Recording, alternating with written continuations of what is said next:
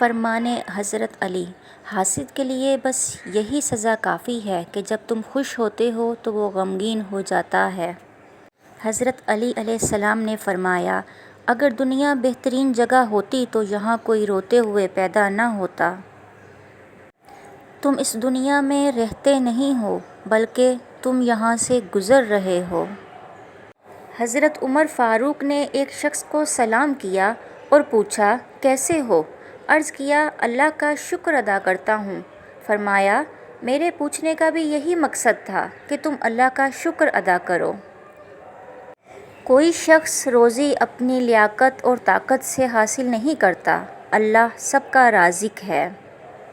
لوگ تمہاری دل آزاری کرنے کے بعد ایسا رویہ دکھائیں گے کہ جیسے تم نے ان کی دل آزاری کی ہو۔ ماں کی ایک دعا زندگی بنا دے گی، خود روئے گی مگر تمہیں ہنسا دے گی۔